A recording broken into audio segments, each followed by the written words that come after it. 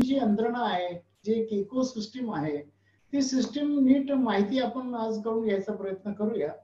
त्या अनुषंगाने जे काही आपल्याला उद्योग सुरू करायचा असेल तर जे काही गोष्टी लागतात त्या सगळ्या गोष्टींची आपण माहिती घेऊ. फॉर्च्युनेटली त्या सगळ्या गोष्टींसाठी सहाय्य अवेलेबल आहे. आपल्याला फक्त काय आहे की माहिती नसते, त्यामुळे अनेक फायद्यांपासून आपण वंचित राहतो. मी जसं सांगितलं आपल्याला गेल्या 35 वर्षापासून लोकांना उद्योगात लावणे हाच उद्योग आहे. आता 60,000 लोक जेव्हा वेगवेगळ्या ठिकाणून आलेले आहेत आणि त्यांनी व्यवसाय सुरू केलेले आहेत, तर मग नॅचरली जेव्हा आम्ही लोकांना सांगतो तर त्यांना सगळ्या प्रकारची जी मदत ती कशी भेटू शकेल हा आमचा प्रयत्न असतो. त्यामुळे या सगळ्या सिस्टीमची माहिती असणं हे काही विशेष नाही, कारण की ते आम्हाला तेच तर लोकांना सांगायचं आहे. तर मित्रांनो, ही सगळी माहिती मी तुम्हाला आज एक कंडेन्स फॉर्म मध्ये देण्याचा प्रयत्न करेन. तर मित्रांनो, आपल्याला लोकांना काय वाटतं की व्यवसाय करायचं म्हणजे फक्त आपल्याला कर्ज योजना पाहिजे. ओके, डेफिनेटली कर्ज योजना तुमच्यासाठी आहेतच, त्याची काही माहिती मी देणार आहे. कर्ज योजना आहे, वर्किंग कॅपिटल म्हणजे एक तर आपल्याला फिक्स कॅपिटल लागतं, उद्योग सुरू करण्यासाठी उद्योग चालवण्यासाठी वर्किंग कॅपिटल लागतं. ह्या दोघांसाठी वेगवेगळ्या स्कीम्स आहेत. आता रिसेंटली आपल्या गव्हर्नमेंट ऑफ इंडियाने आपले एमएसएमई स्ट्रॉंग करण्यासाठी त्यांचं पेमेंट वेळेवर मिळण्यासाठी आता एक नवीन इनिशिएटिव्ह जाहीर केला. जस्ट 8 डेज सुद्धा नाही झाले त्याला जाहीर करायला. अशा अनेक योजना असतात ते, म्हणजे ज्याच्याने long term loan, short term loan आपल्याला मिळू शकतं. या व्यतिरिक्त आपल्याला टेक्नॉलॉजी लागते, त्याला सुद्धा सपोर्ट देणाऱ्या अनेक संस्था आहेत. भारतामध्ये 150 research 150 research and development organisation आहे. त्यांचं काम आहे विविध क्षेत्रातल्या टेक्नॉलॉजी डेव्हलप करून त्या एसएमईज पर्यंत, छोट्या उद्योगापर्यंत पोहोचवणं. तंत्रज्ञान लागतं, मार्केटिंगचा सपोर्ट लागतो. आपल्याला मार्केट हा एक सगळ्यात मोठा एक विषय असतो की मार्केट कसं मिळवायचं. ह्या मार्केटिंग करण्यासाठी सुद्धा शासनाच्या काही यंत्रणा आहेत. शासनाच्या ज्या वेगवेगळ्या डिपार्टमेंटला लागणाऱ्या वस्तू आहेत त्या वस्तू छोट्या उद्योजकांकडून घ्यावं असं शासनाचं धोरण आहे. त्यासाठी खूप चांगले इन्सेंटिव्ह स्कीम्स आहेत. तुम्हाला एक्सपोर्ट करायचं असेल तर त्यासाठी 15 प्रकारच्या इन्सेंटिव्ह स्कीम आहेत. तुम्हाला उत्पादन उद्योग काढला तर तुम्हाला पॅकेज स्कीम ऑफ इन्सेंटिव्हच्या अंतर्गत तुम्हाला साधारणपणे 70% सबसिडी मिळते. उद्योग प्रोजेक्ट कॉस्टचे 70%. असे अनेक इन्सेंटिव्ह, म्हणजे फूड प्रोसेसिंग इंडस्ट्रीसाठी वेगळा इन्सेंटिव्ह आहे, सोलर इंडस्ट्रीसाठी वेगळा इन्सेंटिव्ह आहे. क्लीन इंडियाच्या अंतर्गत जर तुम्ही काही केलं, जर तुम्ही एखादा कचऱ्याचं रूपांतर खतात करताय किंवा त्याचं फ्युएल मध्ये रूपांतर करताय तर त्यासाठी वेगळे इन्सेंटिव्ह आहेत. याशिवाय मेक इन इंडिया जर या अंतर्गत तुम्ही एखादा इम्पोर्ट सबस्टिट्यूट अटेम्प्ट केला तर तुम्हाला सरकार जमिनीपासून अगदी मार्केट देण्यापर्यंत सगळी मदत करायला तयार आहे.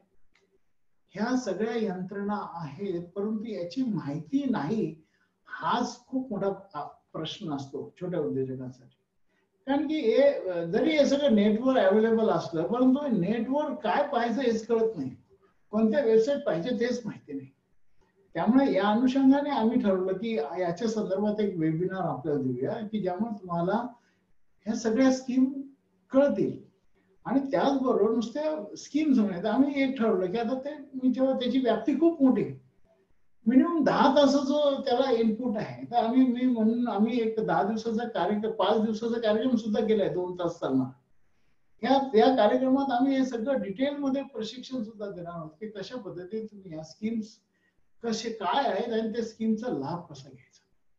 तर त्या प्रशिक्षण कार्यक्रमाबद्दल मी नंतर बोलेलच, पण आता लगे आपण सुरू करूया वेगवेगळ्या स्कीम्स बद्दल माहिती घेऊया. मित्रांनो बघा, आपल्याला काय लागतं उद्योग करण्यासाठी. जसं मी सांगितलं की आपल्याला एक पहिले जागा घ्यायला पाहिजे. जागा घेण्यासाठी यंत्रणा आहे. MIDC नावाची जी संस्था आहे, महाराष्ट्र इंडस्ट्रियल डेव्हलपमेंट कॉर्पोरेशन, ही काय काम करते की डेव्हलप केलेली जागा जिथे सगळ्या प्रकारचं इन्फ्रास्ट्रक्चर असेल, मग तिथे सांडपाण्याची व्यवस्था असेल, तिथे तुम्हाला विजेची व्यवस्था असेल, तिथे रोड्स असतील, अशी सगळी डेव्हलप केलेली लँड तुम्हाला MIDC. फक्त MIDC मध्ये जागा घ्यायला पाहिजे असं नाही, तर तुम्ही कोऑपरेटिव्ह इंडस्ट्रियल इस्टेटमध्ये किंवा प्रायव्हेट इंडस्ट्रियल इस्टेटमध्ये सुद्धा जागा घेऊ शकता. किंवा जी जागा इंडस्ट्रियल झोन मध्ये आहे त्या जागेत सुद्धा तुम्हाला उत्पादन उद्योग करता येतो. आता हे जागेच्या संदर्भात आहे. आपल्याला लोन घ्यायचं असेल, उद्योग सुरू करण्यासाठी कर्ज लागतं, राईट. आता सुरू करण्यासाठी जे कर्ज लागतं त्याला ते ऑफकोर्स मोठं कर्ज असतं. कारण की फिक्स असेट आपण उभी करत असतो. आता फिक्स असेट उभे करायचे म्हणजे जसं land, building, plant, machinery, furniture, fixture, miscellaneous fix assets, preliminary pre operative expenses, margin for working capital, contingency, अशा अनेक गोष्टी त्याच्यामध्ये असतात. आता हा मोठा खर्च असतो, नॅचरली मोठं लोन लागतं. मग मोठं लोन लागतं म्हणजे तुम्हाला दीर्घ मुदतीचं कर्जही लागेल. म्हणजे जे मोठं लोन असेल तर ते थोडी मी काही आज घेतलं पुढच्या महिन्यात परत केलं, तर ते तर मला दीर्घकाळात, मग त्यासाठी मला रिपेमेंटसाठी दीर्घकाळ असावा, म्हणून त्याला लॉंग टर्म लोन असं म्हणतात. लॉंग टर्म लोन कशा अगेन्स्ट मिळतात? तुमच्या प्रोजेक्ट कॉस्टच्या अगेन्स्ट. प्रोजेक्ट कॉस्ट म्हणजे काय? जे एलिजिबल फिक्स असेट्स आहे, land, building, plant, machinery, furniture, fixtures वगैरे वगैरे, जे काही तुम्हाला मी आता सांगितलं, याच्या अगेन्स्ट तुम्हाला एक लॉंग टर्म लोन मिळतं. ह्या लॉंग टर्म लोन मिळण्याच्या एक 8 अशा योजना आहेत शासनाच्या, की ज्याच्यामध्ये तुम्हाला कोणत्याही प्रकारचं ऍडिशनल कोलॅटरल सिक्युरिटी लागत नाही.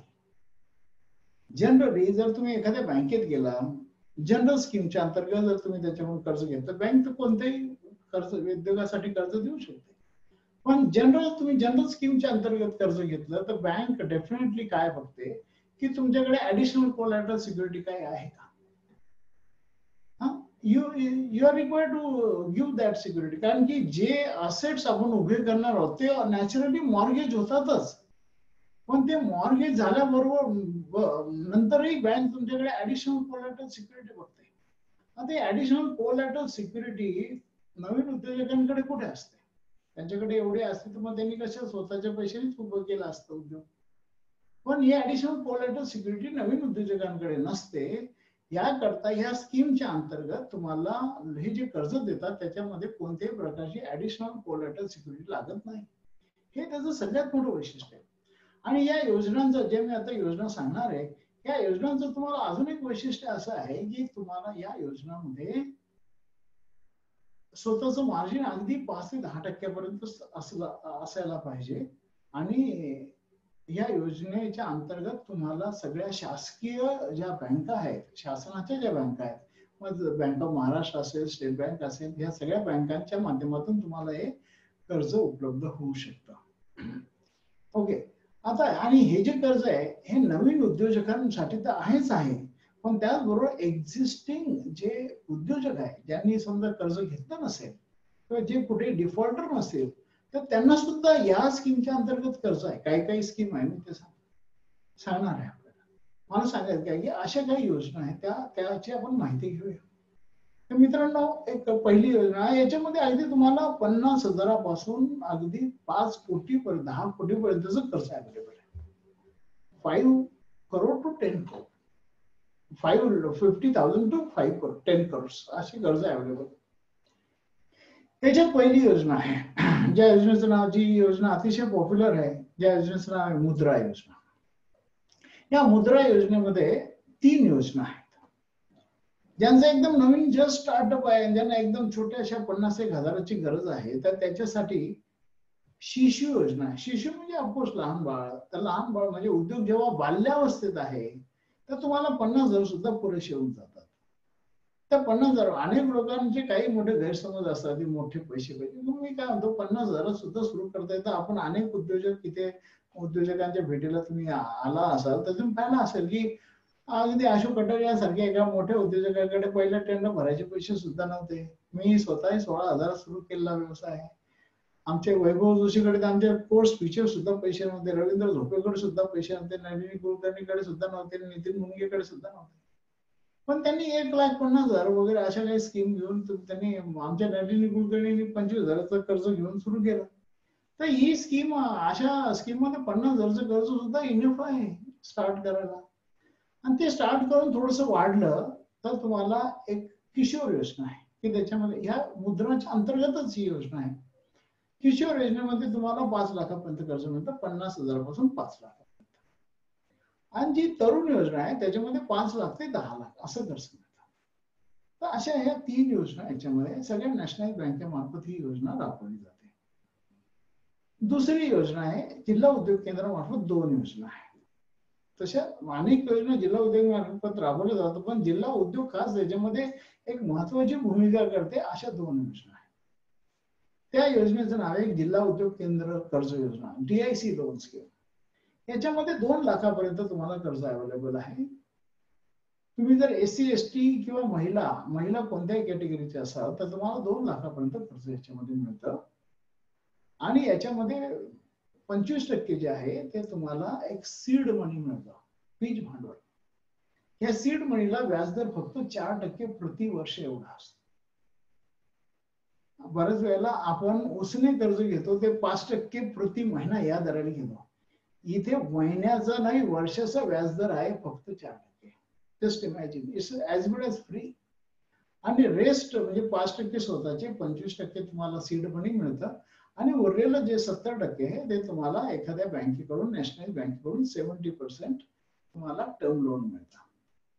ही झाली जिल्हा उद्योग केंद्र कर्ज योजना अप टू 2 lakhs.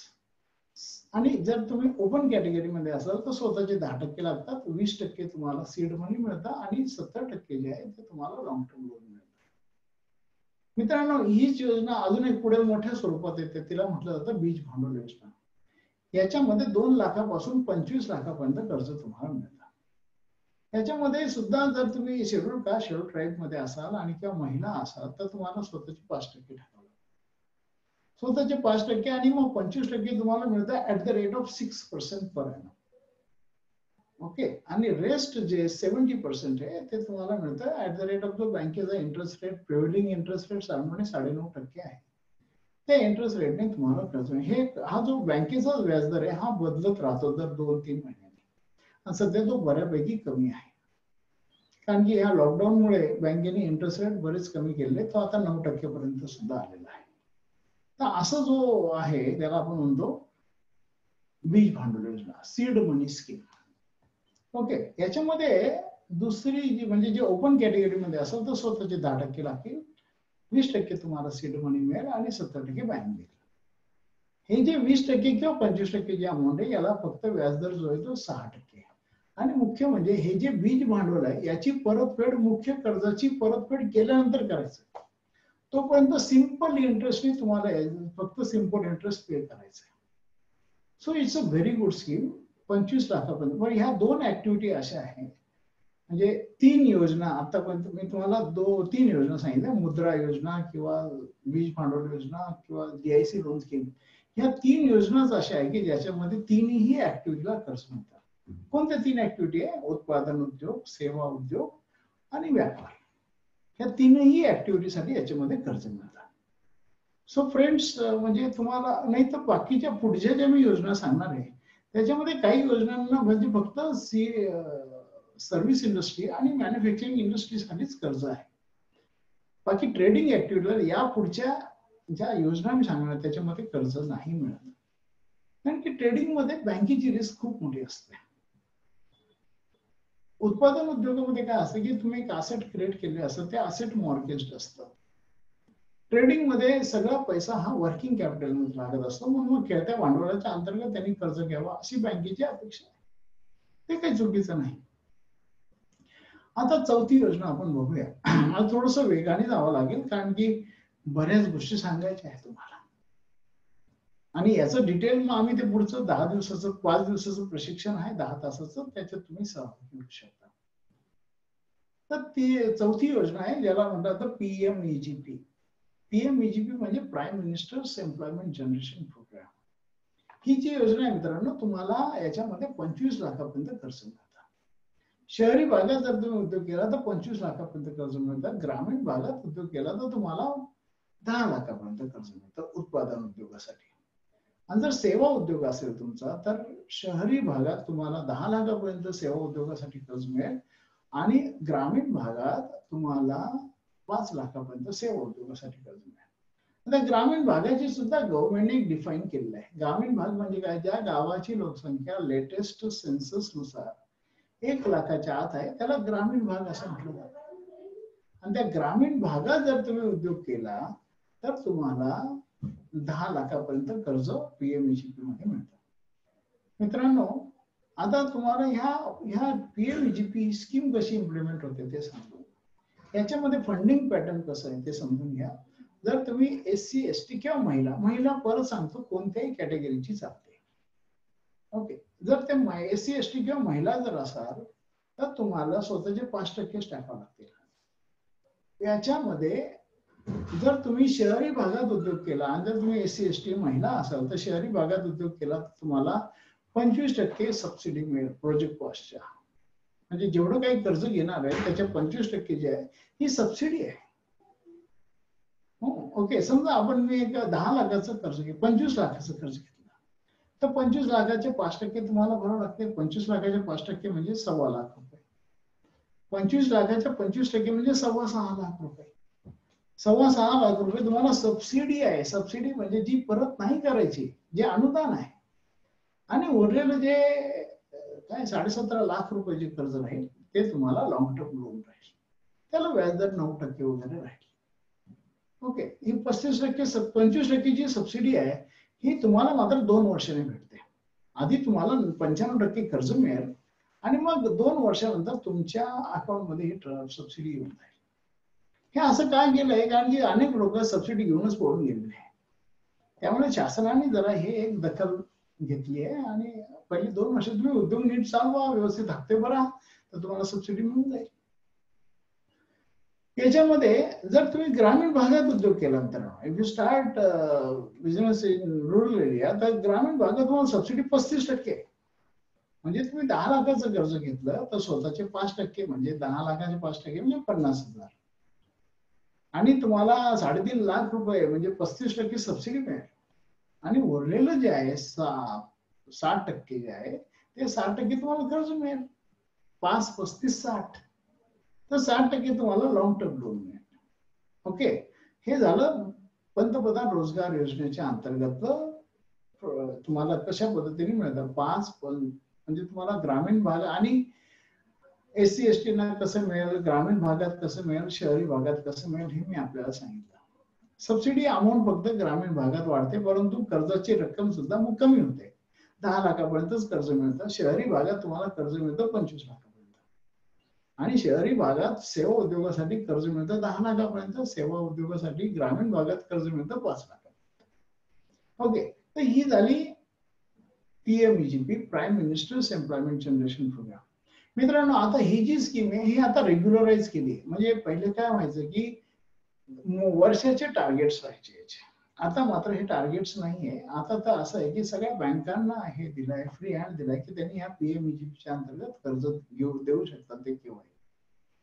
ती एक रिसेंट चांगली गोष्ट आली नवीन उद्योजकांसाठी. नाही तर पहिले काय व्हायचं की प्रत्येक बँकेने एक विशिष्ट कोटा राहायचा वगैरे वगैरे.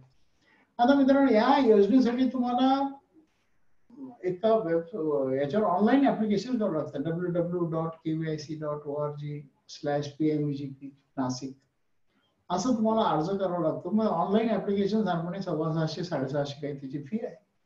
तेवढी भरल्यानंतर मग तुम्हाला कलेक्टरच्या अध्यक्षतेखाली त्याची एक मीटिंग होते. त्या मीटिंग मध्ये तुम्हाला बोलवलं जातं. तुमचं प्रोजेक्ट काय, तुमचं सगळं ते प्रपोजल तिथे डिस्कस केलं जातं आणि विशिष्ट बँकेला ते असाइन केलं जातं. मग त्या बँकेशी फॉलोअप करून तुम्हाला ते कर्ज मिळू शकतं. अर्थात यासाठी जी काही प्रॅक्टिकल मार्ग आहे ते आम्ही तुम्हाला सांगूच. कारण काय की स्कीम सांगते काही गोष्टी चांगल्या आहेत नक्कीच, परंतु प्रॅक्टिकल मार्ग बी आपल्याला माहिती असले पाहिजे. कारण की कर्ज देणारी जर बँक आहे तर मग बँकेशी आपलं पहिलं नातं जोडणं खूप गरजेचं आहे.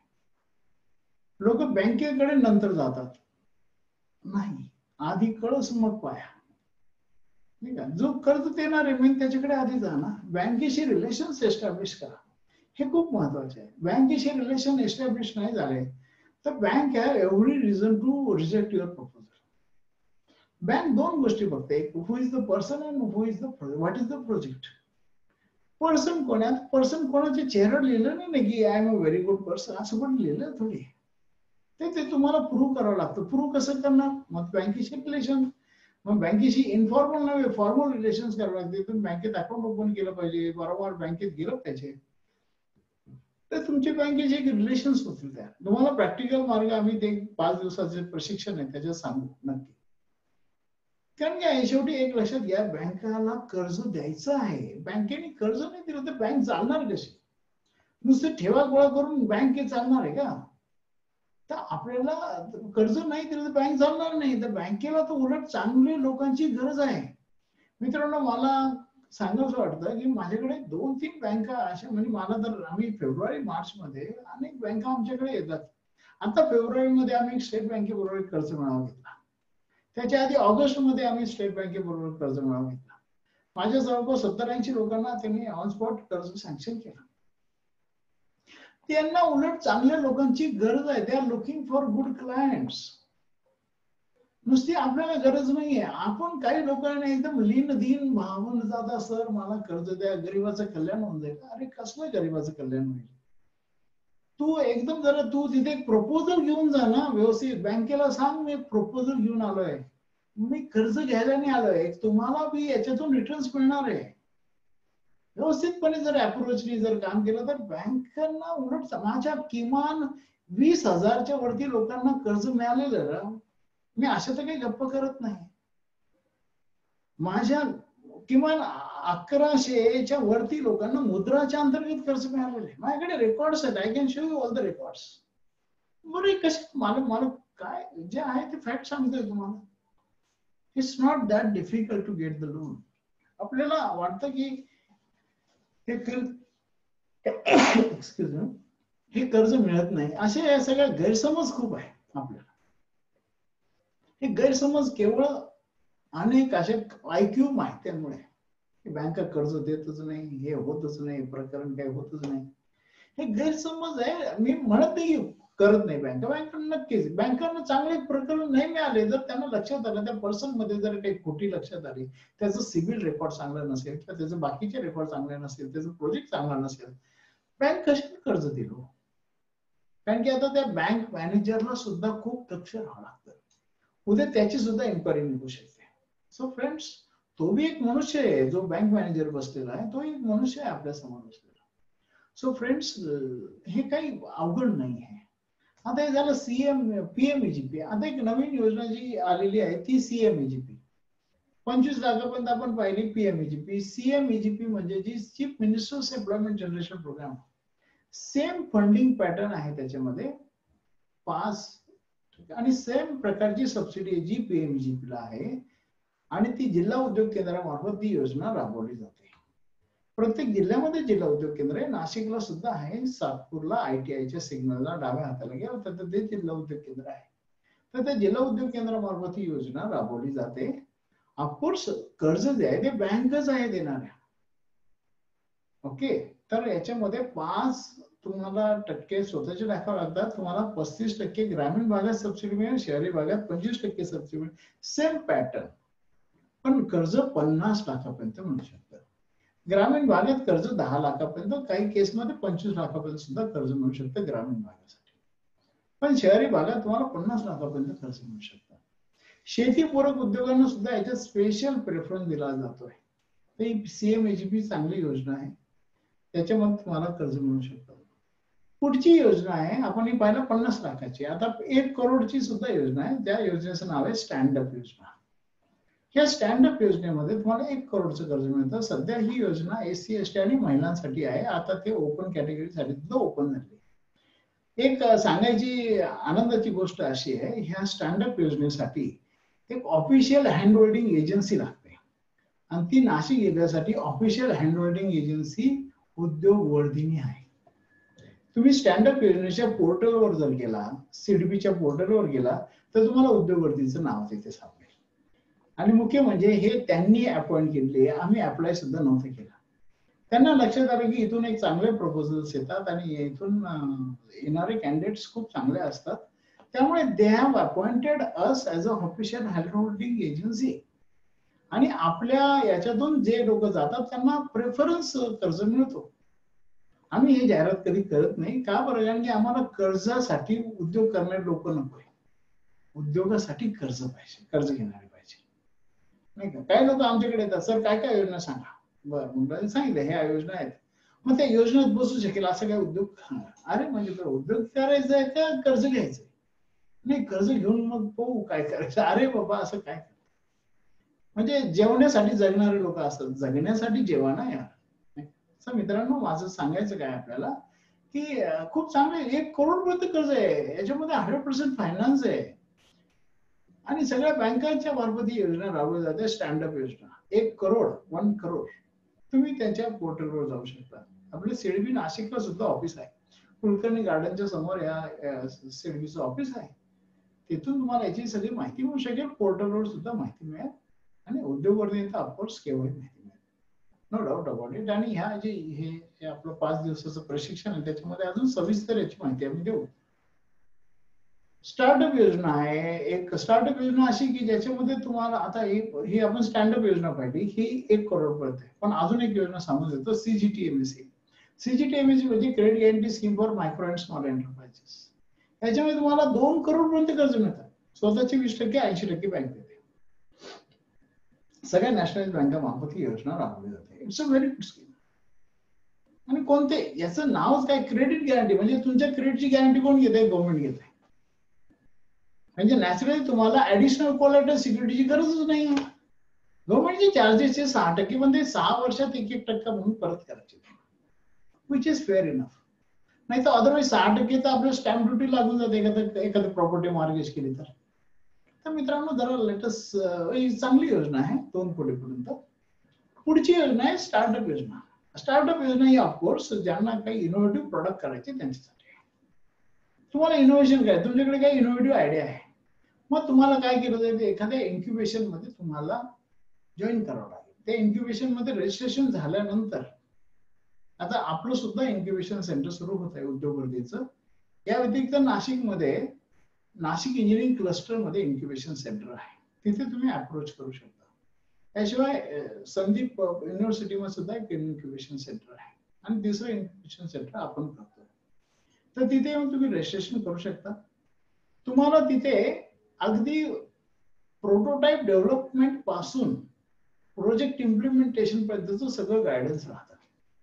मग सध्या तुम्हाला आयडिया आहे तुमच्या डोक्यात, मग ती आयडिया ऍक्च्युअल मध्ये आणण्यासाठी तुम्हाला अनेक मेंटरिंग सपोर्ट लागेल, तुम्हाला इन्फ्रास्ट्रक्चर लागेल, जागा लागेल, मशिनरी लागेल. हे सगळं प्रोव्हाइड त्या इन्क्युबेशन सेंटर मध्ये केलं जातं फ्री ऑफ कॉस्ट. उलट तुम्हाला शासनवरून सीड कॅपिटल सुद्धा देतं. आणि जेव्हा तुमचा प्रोटोटाइप डेव्हलप झाला तर मग ती प्रोटोटाइप डेव्हलप झाल्यानंतर त्याचं जर तुम्हाला पेटंट घ्यायचं असेल तर त्याच्यामध्ये सुद्धा 80% सबसिडी आहे. 10 लाखाचं सुद्धा पेटंट कॉस्ट असेल तर 8 लाख रुपये सबसिडी मिळणार. आणि याचं विशेष अजून आहे की हे जे 2 लाख समजा मला पेटंट पडलं, पण ते जर त्याचं त्या पेटंटेड प्रोडक्टचं उत्पादन तुम्हाला करायचं असेल त्याच्यात अजून 75% सबसिडी गव्हर्नमेंट ऑफ महाराष्ट्रातर्फे. म्हणजे तुम्हाला 50,000 तुम्हाला पेटंट तुमचं रजिस्टर करता येईल. आणि once the patent is registered then अनेक व्हेंचर कॅपिटलिस्ट किंवा ते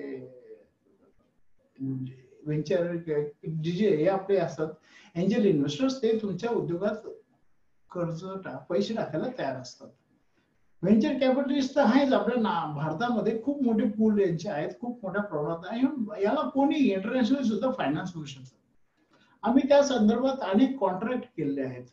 अगदी सिलिकॉन व्हॅली मध्ये सुद्धा व्हेंचर कॅपिटलिस्ट आपल्याकडे आहेत की जे प्रॉपर जर चांगला प्रोजेक्ट असेल तर they are ready to finance, कारण त्याच्यात त्यांना चांगला फायदा असतो. मित्रांनो याशिवाय सीडबी नावाची जी बँक आहे, small industry development bank of India, याची स्वतःची एक व्हेंचर कॅपिटल स्कीम आहे. त्याच्यामध्ये 10 कोटीपर्यंत ते तुम्हाला फायनान्स करतात. याच्यामध्ये कर्जाचा व्याजदर नसतो, तुमचं त्यांचं एक अग्रीमेंट असतं. त्यांना जे एक्सपेक्टेड रिटर्न ऑन इन्व्हेस्टमेंट आहे ते ठरवले जातं आणि त्याप्रमाणे 4-5 वर्ष 10 वर्षात ते तुमच्या प्रोजेक्ट मधून बाहेर येतात. आणि then you are the owner of the company. ते तुमच्या प्रोजेक्ट मध्ये किती रिटर्न्स येणार त्याप्रमाणे त्यांचा परत जाण्याचा कालावधी ठरलेला असतो. ही झाली स्टार्टअप योजना. स्टार्टअप योजनेमध्ये 3 वैशिष्ट्य आहे. याच्यामध्ये तुम्हाला पहिले 3 वर्ष नो इन्कम टॅक्स, खूप मोठी फायदा आहे. दुसरं आहे नो प्रॉपर्टी गेन टॅक्स. तिसरं आहे तुम्हाला एक्झिट पॉलिसी सुद्धा याच्यामध्ये. म्हणजे तुम्ही समजा काही कारणाने तुमचा प्रोजेक्ट नाही चालला, you can just left the project, you can just leave the project, exit the project without any liability. Okay, तर अशा ह्या योजना आहेत. त्याच्यामध्ये तुम्हाला अगदी 50 कोटी काय अजूनही किती कर्ज मिळू शकेल. या योजनांची सगळी सविस्तर माहिती तुम्हाला ह्या आमच्या 5 दिवसाच्या प्रशिक्षणात मिळणार आहे. मित्रांनो, या व्यतिरिक्त तुम्हाला जसं मी सांगितलं तंत्रज्ञान पाहिजे असेल, भारतामध्ये 150 research and development laboratory. For example तुम्हाला फूड प्रोसेसिंग मध्ये काय करायचंय, central food technological research institute आहे म्हैसूरला, ज्याचं मुंबईला सुद्धा ब्रांच आहे. यांच्याकडे मोर दॅन 400 टेक्नॉलॉजीज अवेलेबल आहे for transfer in the food processing. ते म्हणते मला बिल्डिंग मटेरियल मध्ये काय करायचं, तर सेंट्रल बिल्डिंग रिसर्च इन्स्टिट्यूट आहे रुडकीला, उत्तराखंड मध्ये. तर त्या योजनेत तिच्या अंतर्गत तुम्हाला बिल्डिंग मटेरियलच्या टेक्नॉलॉजी मिळू शकते. अनेक आहे. जर केमिकल मध्ये पाहिजे असेल तर आपले NCL आहे पुण्याची, नॅशनल केमिकल लॅबोरेटरी. इलेक्ट्रॉनिक मध्ये पाहिजे असेल तर सिरी नावाची संस्था आहे, central electronics engineering research institute. अशा खूप साऱ्या R&D काम करणाऱ्या संस्था आहेत भारत सरकारच्या 150च्या वर, ज्या वेगवेगळ्या क्षेत्रात टेक्नॉलॉजी डेव्हलप करून त्या छोट्या उद्योगापर्यंत पोहोचवण्याचं काम करतात. त्याची माहिती आम्ही तुम्हाला देणार आहोत. याशिवाय मित्रांनो, तुम्हाला वाटलं की मला परदेशातून काही टेक्नॉलॉजी पाहिजे, तर एक संस्था अजून आहे APCTT म्हणून, Asia Pacific centre for technology transfer.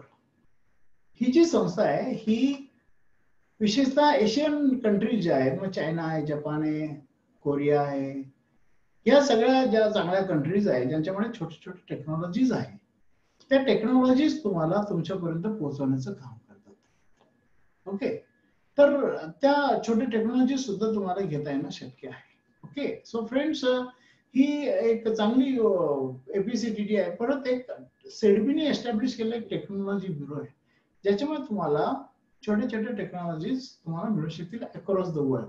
ज्या काही म्हणजे अगदी तुम्हाला पुढे अमेरिका, युरोप मधून काही टेक्नॉलॉजी घ्यायची असतील तर त्याही मिळू शकते. ओके, तर हे झालं टेक्नॉलॉजी संदर्भात. याशिवाय आपल्या late president APJ Abdul Kalam यांनी एक संस्था स्थापन केली, त्याचं नाव आहे NIF, national innovation foundation.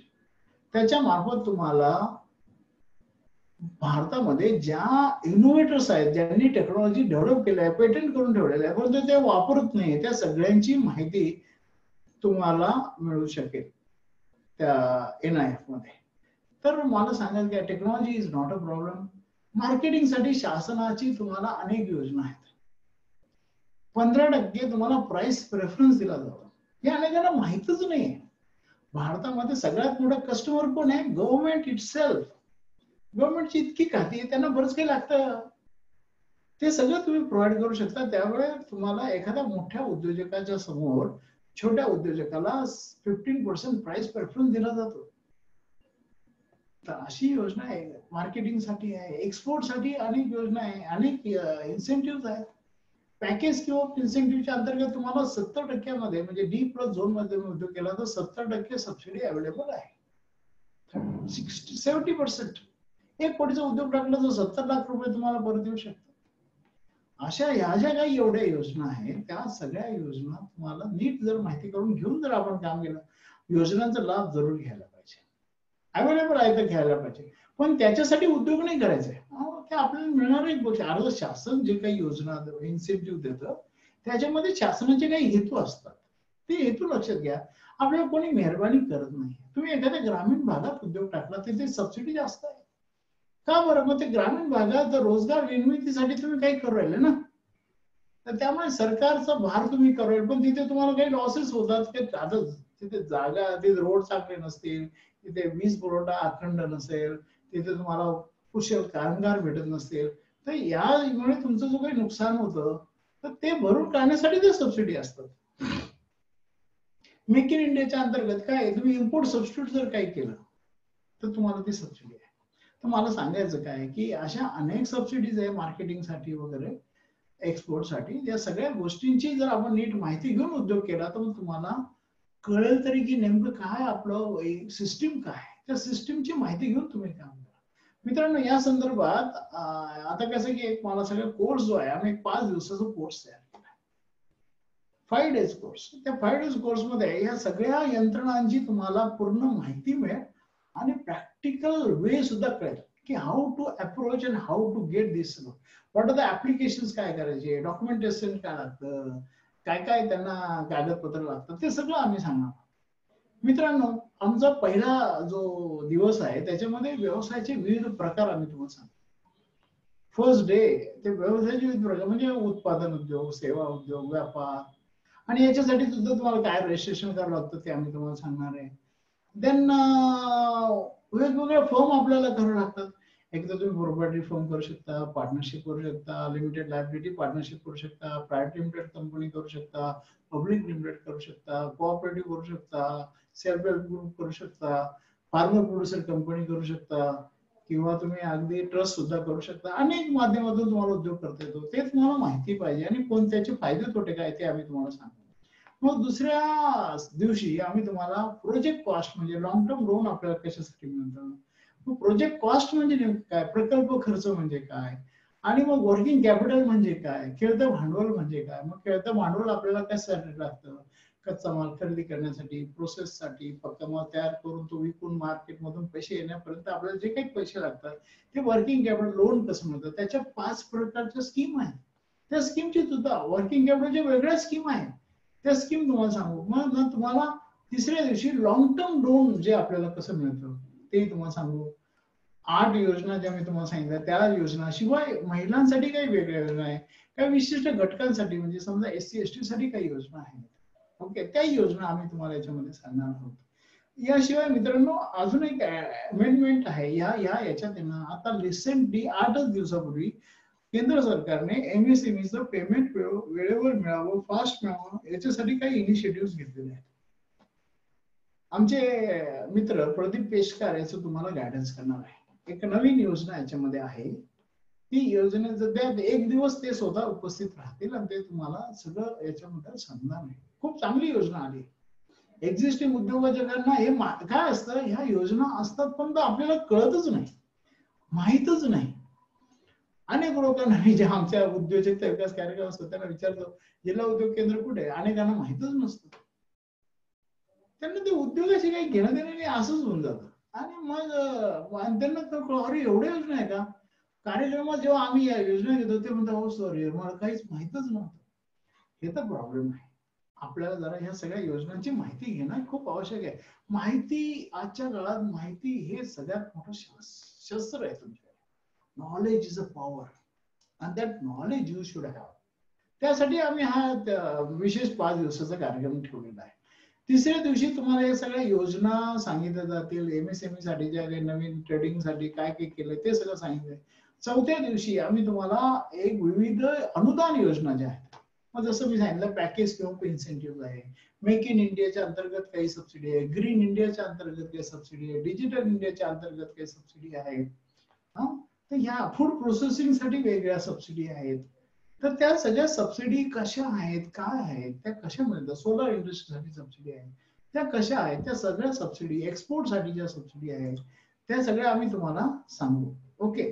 Then 5वा जो दिवस आहे, तर 5व्या दिवशी आम्ही तुम्हाला मार्केटिंग साठी काय काय सबसिडीज अवेलेबल आहेत. जसं मी सांगितलं 15% प्राइस प्रेफरन्स आहे. अनेक वेगवेगळ्या एक्झिबिशन्स मध्ये तुम्हाला फ्री मध्ये पार्टिसिपेट करता येतं. काही ठिकाणी तुम्हाला 50% भाडे सवलत असते, काही ठिकाणी 95% सवलत असते. तर हे जे काही आहे ते मार्केटिंग साठी असिस्टन्स आहे. टेक्नॉलॉजी सेक्टर, रॉ मटेरियल, काही स्केअर्स रॉ मटेरियल असतं जे दुर्मिळ रॉ मटेरियल असतं ते मिळण्यासाठी काही सबसिडी आहे. तर अशा वेगवेगळ्या सबसिडी ज्या आहेत त्याची तुम्हाला पूर्ण सविस्तर अशी माहिती दिली जाईल. यासाठी फॉर्मॅलिटीज काय आहेत, काय नाही आहे, हे सगळं असं एक 5 डेजचा कॉम्प्रिहेन्सिव्ह आम्ही हा कार्यक्रम बनवलेला आहे. त्याच्यात तुम्ही पार्टिसिपेट करू शकता. जो सोमवारपासून सकाळी 8 ते 9:30 या वेळा सुरू होणार आहे आणि त्याची फी अवघी 1,000 रुपये ठेवलेली आहे. तर त्याच्यात तुम्ही पार्टिसिपेट करू शकता. कार्यक्रम झाल्यानंतर तुम्हाला एक लिंक पाठवली जाईल, त्याच्यात तुम्ही रजिस्टर करा आणि you can join that programme. Okay. आता मित्रांनो आपल्याला जर काही प्रश्न असतील तर तुम्ही जरूर मला विचारा. काही प्रश्न असतील तर अजून आपल्याकडे 15 मिनिटं आहेत आणि दरम्यान जर आपले प्रदीप पेशकार जॉईन झाले तर त्यांनाही आपण घेऊ. नाही तर माझ्या मते लोंढे सर बी मला इथे दिसत आहेत. आमच्या बँक ऑफ महाराष्ट्राचे झोनल ऑफिसर होते लोंढे साहेब आहे. लोंढे साहेब आहेत का आपण? सर तुम्हाला अनम्यूट केलं. सर नमस्कार, आपलं स्वागत आहे. लोंढे सर म्हणजे आनंद झाला तुम्हाला. मी आता जस्ट तुमचं नाव वाचलं तर म्हटलं अरे वा लोंढे सर आले. म्हणजे लोंढे सर आमच्या सगळ्या त्यांना देत असतात आणि या 5 दिवसामध्ये लोंढे सर सुद्धा राहणार आहेत.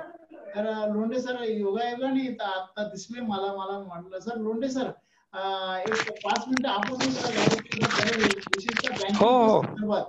बँकेच्या संदर्भात काय असतं, जरा बँकेचा अप्रोच काय असतो, एक 5 मिनिट आहे आपल्याकडे, जर आपण जर दिलं तर म्हणजे मला मी मी Yes, sir. चांगला आहे सर. मी जरा तुम्ही दिसले म्हणून मला वाटलं की जरा श्रोत्यांना त्याचा लाभ होईल. तुमचा एवढा अनुभव आहे सर. बँक ऑफ महाराष्ट्रामध्ये 40 वर्ष सरांनी काम केलेलं आहे आणि ऍज अ अगदी ब्रांच मॅनेजर पासून अगदी झोनल ऑफिसर पर्यंत हे रिटायर्ड आणि आता ते खूप सेवाभाव करतात. ते खूप आमच्या वनबंधू परिषदेमध्ये सुद्धा सर खूप चांगल्या पद्धतीने कार्यरत आहे. लोंढे सर जरा आपण जरा थोडं सांगितलं तर बरं हो होईल. Yes please. नमस्कार. आता चांडक सरांनी तुम्हाला विविध योजना, सबसिडीच्या योजना, अनुदानाच्या योजना मी सगळे ऐकत होतो. चांगल्या प्रकारे त्यांनी तुम्हाला विस्तृतपणे सांगितले आहेत. त्याच्यातला महत्वाचा एक होता की प्रकल्प अहवाल तयार करणे. याच्यावर मी थोडीशी तुम्हाला माहिती देऊ इच्छितो की बँक जेव्हा तुमचं बँकेकडे अप्रोच होतात तर त्यावेळी तुमचा प्रकल्प अहवाल कसा आहे, त्याच्यात काय काय मुद्दे पाहिले जातात, तर ते प्रामुख्याने मला तुम्हाला सांगायला आवडेल की नुसतंच एक 25 लाखाचं स्कीम आहे, एक 10 लाखाची स्कीम आहे, 1 कोटीची स्कीम आहे म्हणून काय बँक तशा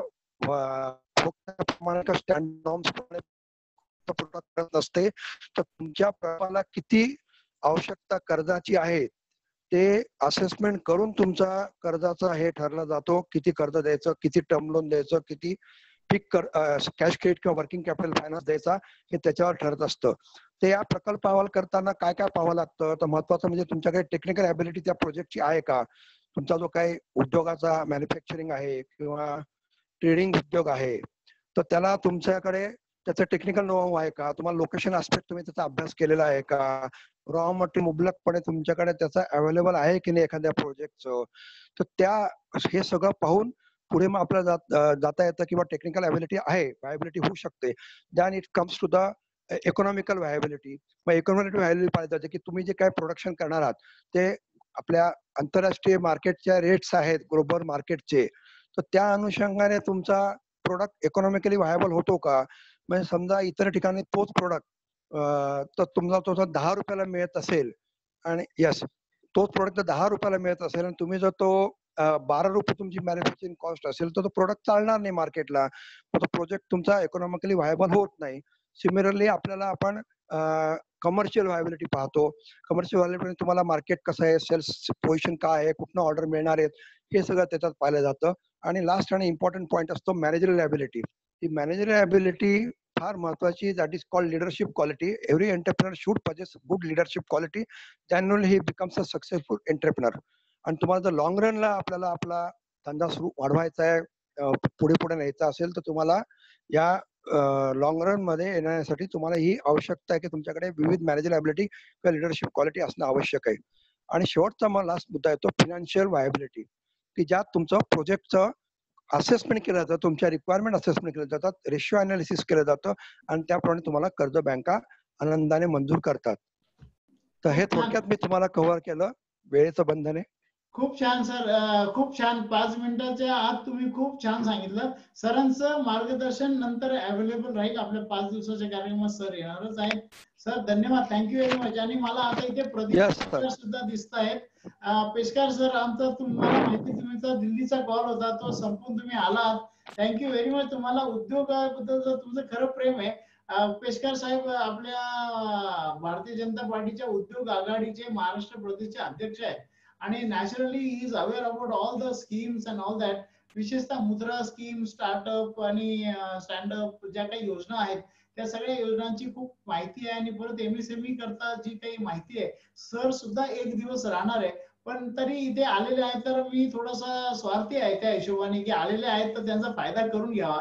पेशकर सर, तुमचंही स्वागत आहे. आणि एक अवघ्या 2-4-5 मिनिटाच्या आत जर तुम्ही थोडस जरा एक ग्लिम्सेस दिले काय योजना आहे तर ते मला खूप, आम्हाला सगळ्यांना म्हणजे जे इथे 100च्या वरती लोक आहेत त्यांना खूप आनंद होईल त्या माहिती दिला तर.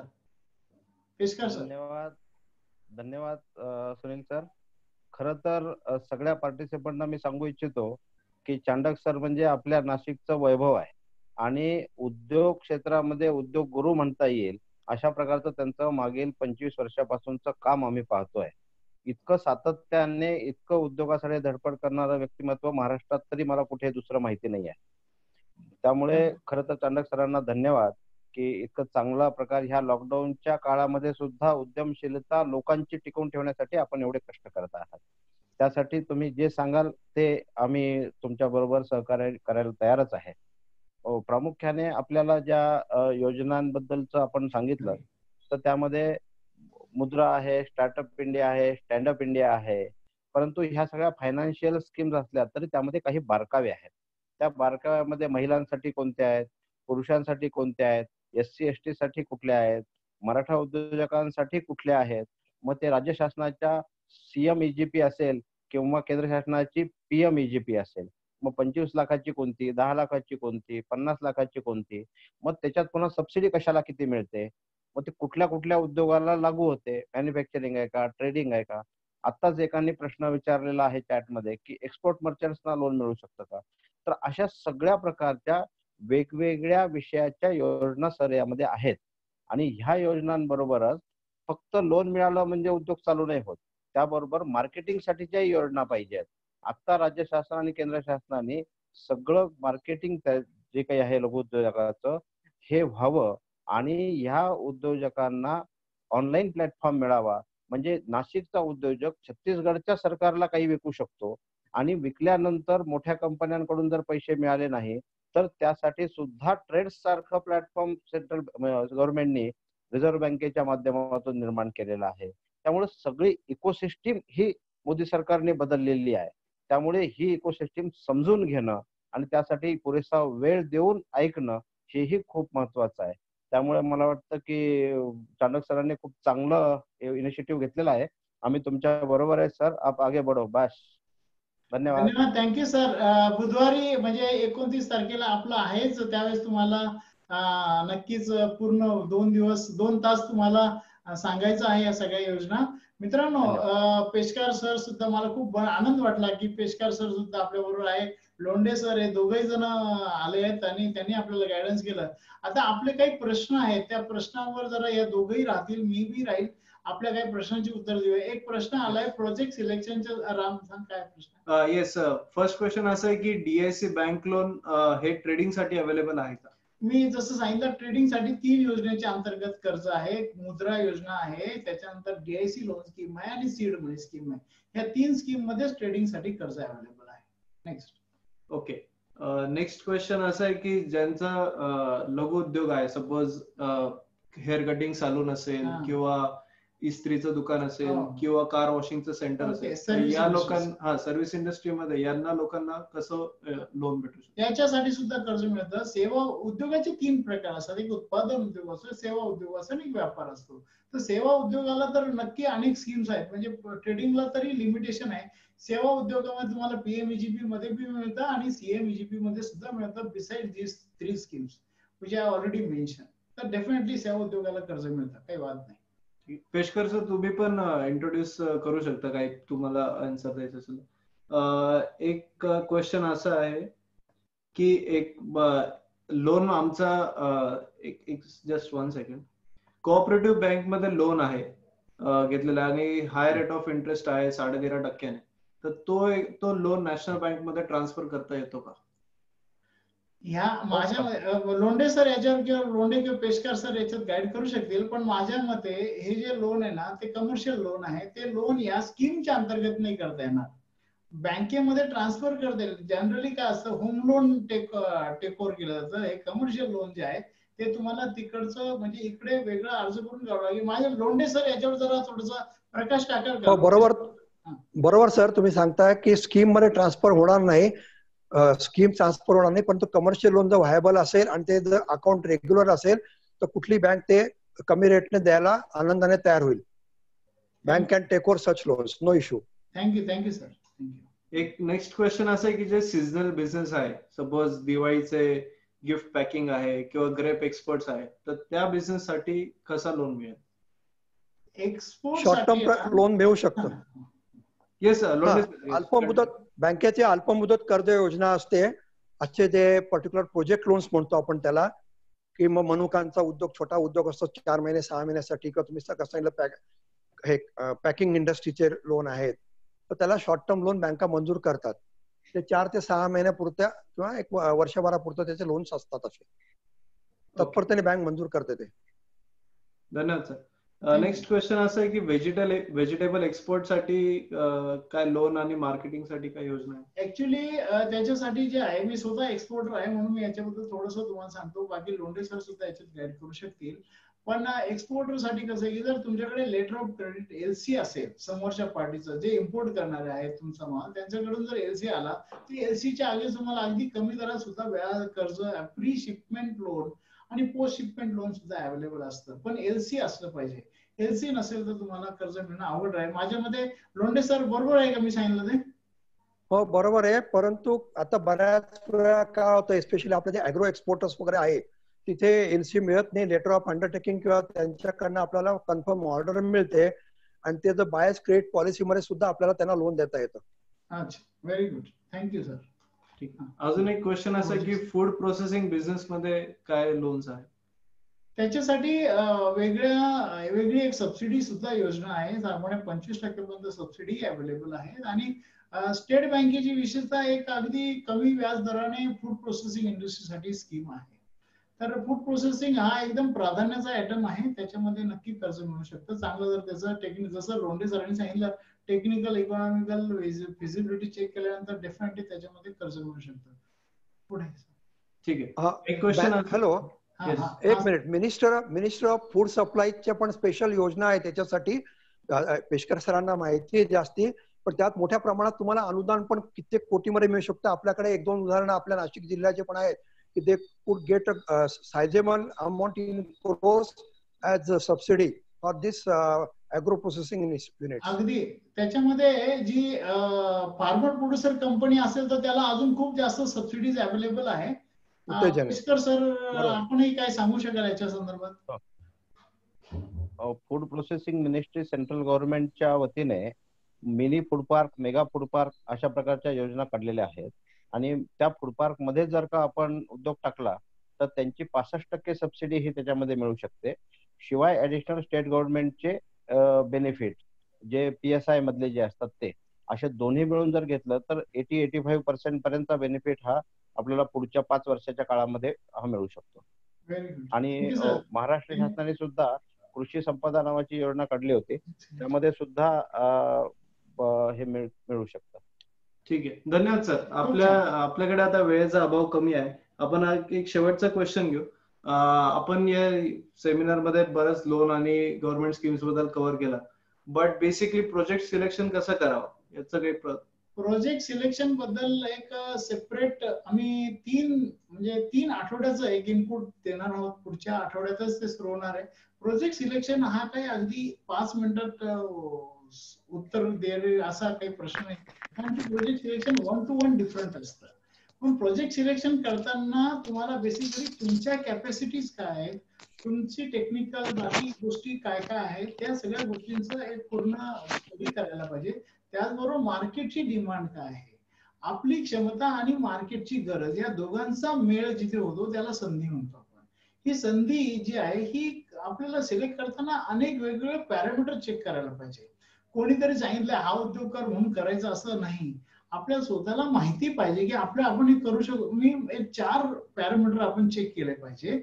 एक तर बेसिकली मला हे बनवता येईल का, can I make it, can I sell it, can I make profit out of it, and can I implement it. अशा 4 पॅरामीटर मध्ये जो प्रोडक्ट उरेल त्याला म्हणतात योग्य प्रोडक्ट. ओके, तर मित्रांनो याची सिस्टमॅटिक प्रोसेस आहे. उद्योग संधी शोधण्यासाठी ती दृष्टी असायला पाहिजे. ती असतेच, संधी नाही असं कधीच नाही, संधी सगळीकडे असते, पण ती दृष्टी नसेल तर ती संधी असूनही दिसणार नाही. तर ती संधी शोधण्याची एक दृष्टी लागते, ती एक मानसिकता लागते, क्रिएटिव्ह थिंकिंग लागते, तुम्हाला इनोव्हेटिव्ह थिंकिंग लागतं. हे सगळं आम्ही एक 3 आठवड्याचं पॅकेज तयार केलंय, ते पुढच्या आठवड्यात आम्ही देणार आहोत.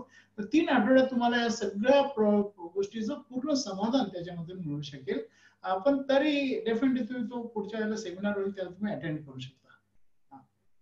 येस, धन्यवाद चंडक सर, धन्यवाद पेशकर सर आणि धन्यवाद लोंढे सर. तुम्ही वेळ काढला आणि आपल्या सगळ्या श्रोत्यांना आज मार्गदर्शन केलं. आपल्यासोबत आज 100 पेक्षा जास्त लोक जॉईन झाले होते आणि नक्कीच या सगळ्या लोकांना गायडन्स भेटत जाईल. आपण काही लोकांचे प्रश्न नाही घेऊ शकलो कारण आपल्याकडे वेळेचा अभाव आहे. तरी ज्यांना लोकांना अजून डिटेल गायडन्स पाहिजे असेल तर ते कोर्स आपलं जॉईन करू शकतात. कोर्सची लिंक तुम्हाला ईमेलवर मिळेल आणि आता चॅटबॉक्स मध्ये पण ही कोर्सची लिंक आम्ही टाकलेली आहे. तर तुम्ही त्याच्याने कोर्स जॉईन करू शकतात आणि चांडक सर, पेशकर सर आणि लोंढे सरांचं पुन्हा एकदा डिटेल्ड मार्गदर्शन घेऊ शकतात. So with that thank you everyone. आणि आजचा तुम्ही हा वेबिनार आम्ही रेकॉर्ड केलाय तर युट्यूब वरती पण जॉईन बघू शकतात. तो आम्हाला युट्यूब वरती उद्योगवर्धिनी चॅनलवर सबस्क्राईब करा आणि तिकडे हा आजचा वेबिनार तुम्हाला बघायला मिळेल. धन्यवाद. Thank you sir, thank you Peshkar sir आणि थँक्यू लोंढे सर आणि थँक्यू सगळे श्रोते. Thank you very much. थँक्यू. धन्यवाद. धन्यवाद.